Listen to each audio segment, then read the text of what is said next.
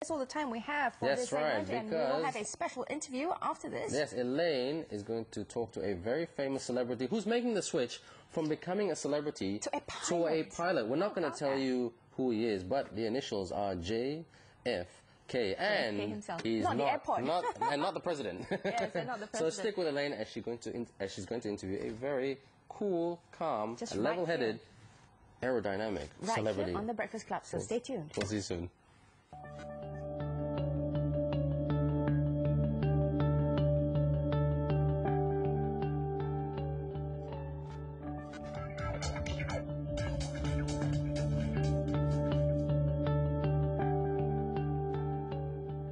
Hello and welcome back to the Breakfast Club. You're with me, Elaine Rabla, and this morning we have breakfast with JFK himself. What's happening? How are you doing? Nice to meet you, Nice Elaine. to meet you. Thank you for joining us. As we introduced him earlier, JFK, he is Johan. Johan Farid Khairuddin is the name. That's where the initials JFK came from. And it's very catchy, JFK. The first thing I think about JFK is the airport because, you know... Really? Yes, I thought the president, you know. Because, you know, the airport is more common at the moment. Okay, You just go to the airport more often. But yes, JFK, the president himself as well.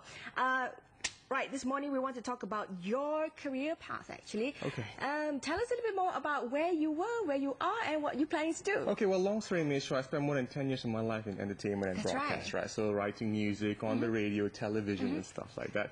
And performing, singing music, and doing the whole entertainment business, right, Elaine? But about 2 years ago, I had a calling from God which said, you know what, I think you should become a bird. It's a calling. Very big bird. So I decided to drop everything completely and take up airplanes full-time as a professional pilot. So it was not something that you studied prior to entering into the entertainment industry. It was just something that just took you, like, I think I'm going to do this. I did my master's in business, right? I have my MBA from the Trinity University in London. And so I had the formal education, and I had the experience of actually working in a big corporate environment and stuff like that.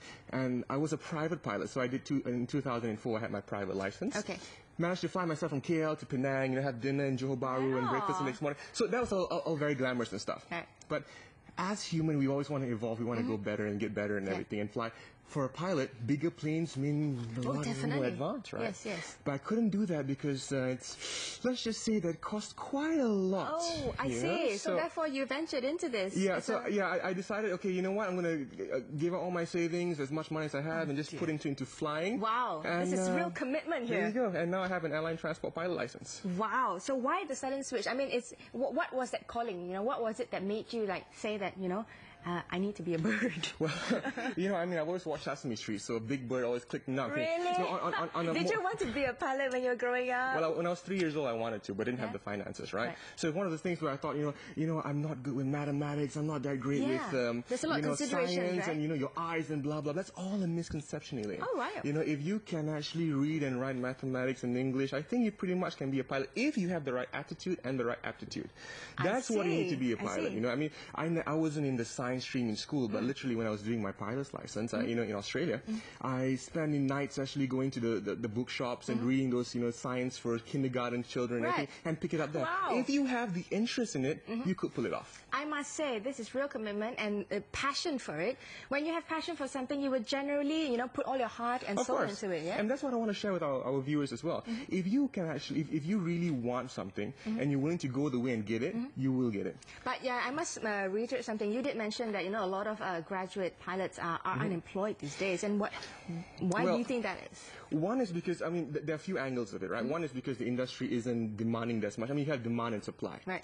And also because... Is supply more than demand at the moment? Right now, we're getting better. I mean, obviously, with the industry getting better, people want to travel and everything. There is demand for pilots, right? Now everybody can fly, you know? Yeah, okay. I mean, you know, but look at this. Everybody has the impression that when they go into a flying school, immediately when they come out, they have a job. It's not like that. It's like going to college and university. If you go to college and university, do you think you'll get a job when you go out? No. But what sets you different? That's one. And if you know your stuff when you go for let's say you go for an airline interview, for example, if you know your stuff, you will get hired. Because a lot of people in those days, you don't really go and, you know, learn about your, you don't actually go and take your own flying license, then only go and apply for a job. You go to an airline and say that, you know, I want to be a pilot. Teach me to be one. That's right. And also, here's another thing to share with you, Elaine. You know, there are a lot of pilots who have this idea that if I go to a flying school and become an airline pilot, I you'll only fly for an airline, which there's so many other jobs besides airlines. You can fly a Cessna, you can fly, smaller aircrafts, but the young people nowadays, they don't want to do all that because it's not as glamorous. Right, okay. So they want to fly the big ones, they don't want to become flying instructors. They don't want to do all that. They just want to fly the big birds. My advice to this is for me, for example, anything that pays me to fly, even though it's a plane almost as big as me, I will fly it. That's the attitude you gotta have. No, but it's true. If you want to be, in the industry, you gotta, do the work of sorts, right? Of course. It doesn't come easy, that's for sure.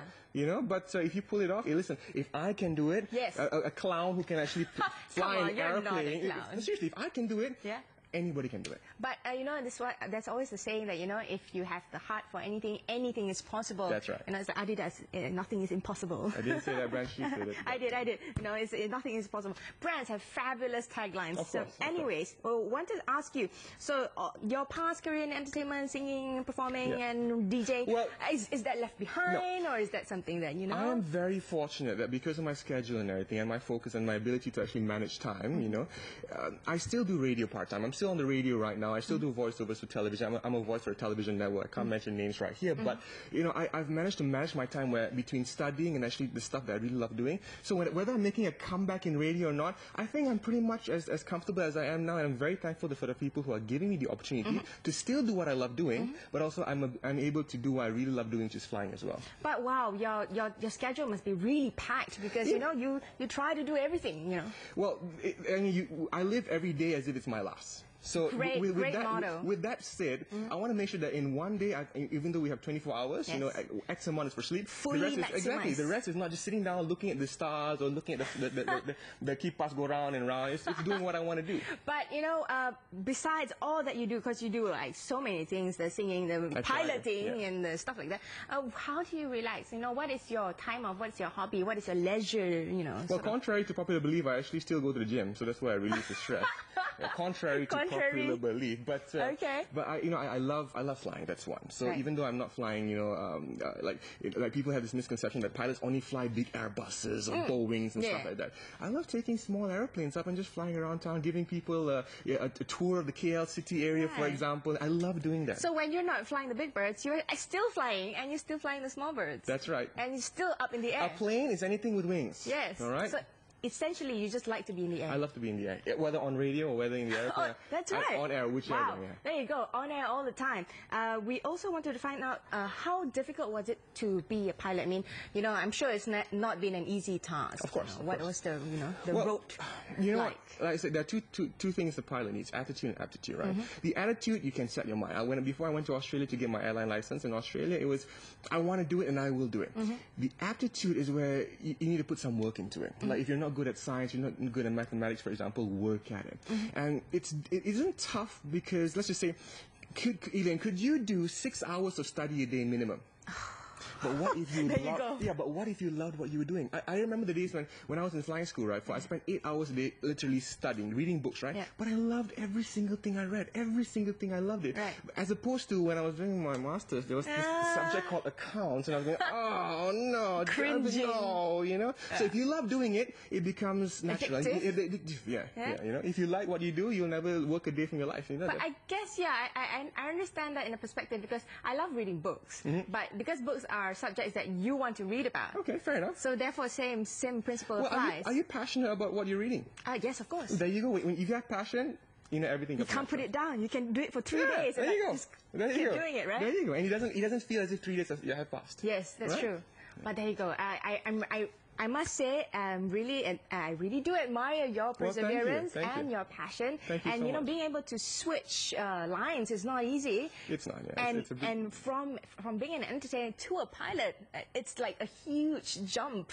It's something that's unexpected. But what plans do you have from here on out? I mean, do you see yourself, just being a pilot now, and what do you see in your future? A lot of people have been asking me that question. What's my ultimate goal? Why am I doing this? My ultimate goal is I actually want to inspire young people to fly airplanes. That's what I really want to do. I want to see another 3-year-old and who goes, you know what, I want to fly an airplane, or 5-year-old, I want to fly an airplane, but can I pull it off? Do I have what it takes? I want to be able to inspire these young children or young people to go, yes, I can do it. So I have a reason to go to school. I have a reason to study. I have a reason to read all those really, really boring, tough books in school and everything. So that's what I want to do. And ultimately, I want to be a flight instructor as well, you know, so I can partake my knowledge. Because remember, one thing I love doing is I love teaching. And because I love teaching, whenever I'm teaching, I'm also learning. No, it's true. Right? Teachers learn at the same time. That's because how else do you improve yourself? That's right. There you go. But yes, I definitely think that's a great step that you want to give back as well. Of course, definitely. And, you know, inspiring children. And it's great. I mean, we would love to have you as a role model because you are a great role model. Thank you so much. You know, thank you for inviting me here as well. No, definitely. I really, because if I were a kid, I mean, I have children, I say, you know, look up to, You're still a kid. You look like a 21, 22. No, I wish. Oh, thank you so much. He's so nice because he's on air. Because he loves being on air. So anyhow, before we sort of wrap up, we want you to, you know, give some our viewers some advice, you know, about if they are pursuing any career whatsoever, whether it is being an entertainer or being a pilot or doing both at the same time. Any thoughts? Any tips? Okay, well, number one is time management, all right? And also talking about being, you know, having the opportunity. I mean, I was lucky because I was in the right place at the right time with the right tools, right contacts, and had the right know-how. But what if you don't have all that? That's exactly. Well, keep on working until you have that mix. I mean, some people, for me, it took 10 years to get where I am right now. Okay, some people, they may be lucky to be getting it overnight. But if you really want it, when you actually get it, you will appreciate it, and it's all worth it. The moment I got my airline license, I went, you know what, all those nights, I remember, well, before we go, I want to share this. When I got my airline license just a couple of months ago, I mean, private license is one side. When I got my airline license, I actually shed a tear because of all the hard work, all the nights, all done. Finally, you know what, they can call me an airline pilot now. So. No, I can imagine the blood, sweat, and tears you put into it, and finally achieving it. What a great feeling it must be. It is. And hopefully, if you have the passion and you actually have the know-how, or you don't have the know-how, but you have the passion, go for your dream. There you go. There you go. We end with a very positive note this morning. Go for your dreams. It doesn't matter. Thank you so much, JFK. Thank you for having me. Your time here in this morning at our show at Breakfast Club. We will have more news updates coming right up. Thank you for joining us. You still look 21, by the way. Thank you very much. See you later.